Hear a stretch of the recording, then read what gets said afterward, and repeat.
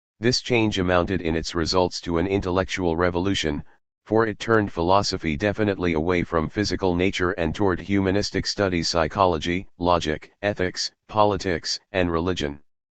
Even where the study of the physical world persisted, as with Aristotle, the explanatory principles were drawn largely from the observation of human relationships.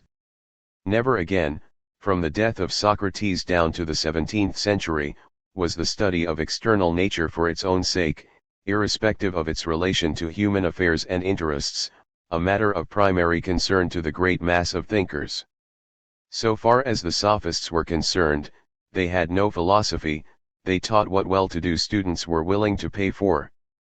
But nonetheless some of them at least stood for a new point of view as compared with the hitherto prevailing interest of philosophy in the discovery of a permanent substratum for physical change. On its positive side, this new point of view was simply humanism, the twisting of knowledge toward man as its center. On the negative side, it implied a kind of skepticism toward the older ideal of a detached knowledge of the physical world. This is the most plausible understanding of Protagoras' famous saying that, man is the measure of all things, of what is that it is and of what is not that it is not. In other words, knowledge is the creation of the senses and other human faculties, and so is a 27. Strictly human enterprise. Nothing that Plato says about Protagoras justifies the notion that he meant really to teach that anything is true which anyone chooses to believe, though Plato himself thought that this was what he ought to mean. This would be, indeed, a suicidal doctrine for a professional teacher. What Protagoras presumably meant is that the proper study of mankind is man. If, however, it was really the object of the new humanism to set entirely aside the ways of thinking followed by the older physical philosophy, it failed utterly. What it succeeded in doing was to give a new interest and a new direction. The earlier philosophers had gradually come to conceive of physical explanation as the discovery of simple and unchanging realities to the modification of which they might attribute the changes that everywhere appear upon the face of concrete things.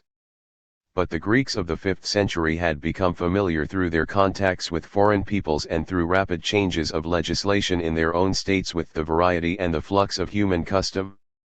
What more natural, then, than that they should find in custom and convention the analogue of fleeting appearances and should seek again for a nature or a permanent principle by which the appearances could be reduced to regularity.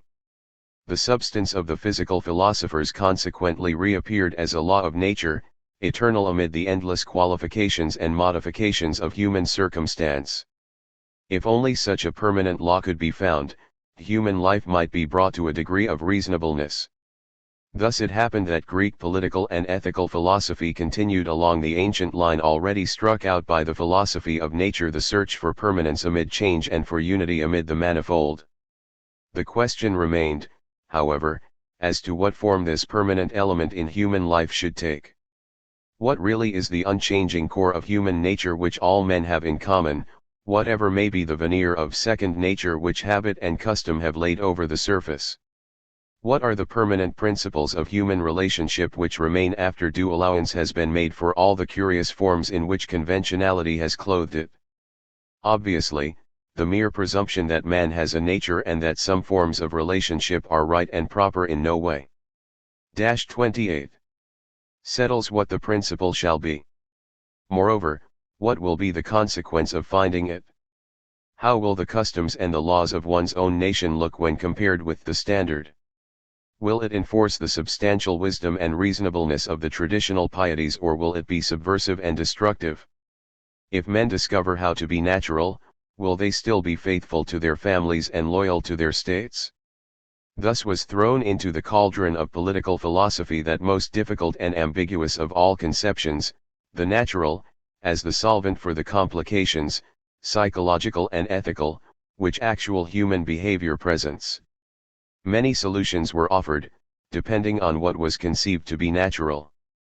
Except for the skeptics, who finally declared in utter weariness that one thing is as natural as another and that use and wont are literally lord of all, everyone agreed that something is natural.